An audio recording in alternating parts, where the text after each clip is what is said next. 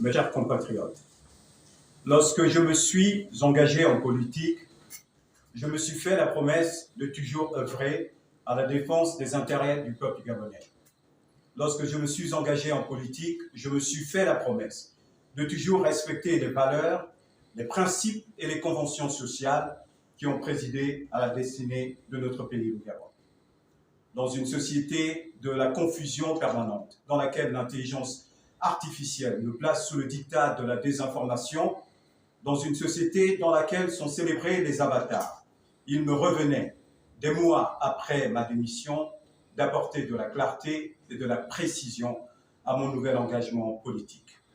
Mes chers compatriotes, je crois encore en la promesse faite au peuple gabonais par les pères fondateurs de la nation gabonaise. Je parle de la promesse d'un Gabon prospère, capable de défendre et de protéger ses enfants en toutes circonstances, au Gabon et dans la diaspora.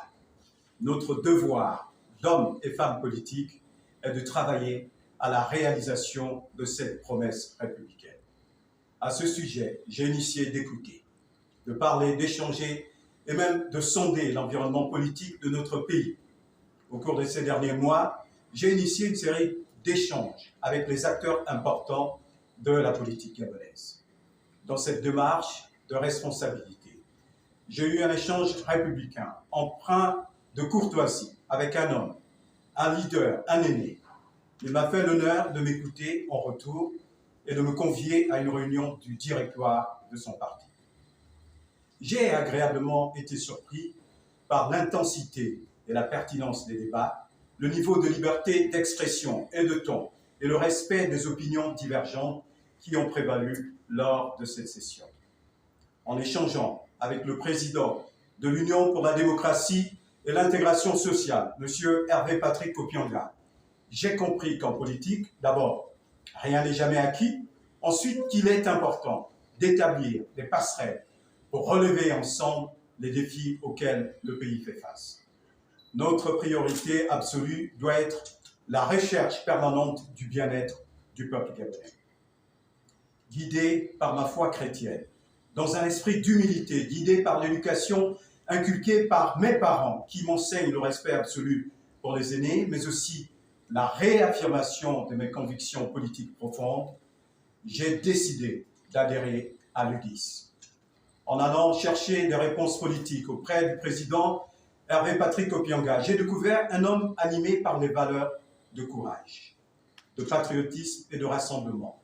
Un homme animé par un esprit d'entreprise et préoccupé par le devenir de ses compatriotes et qui donne l'opportunité à la jeunesse de se réaliser.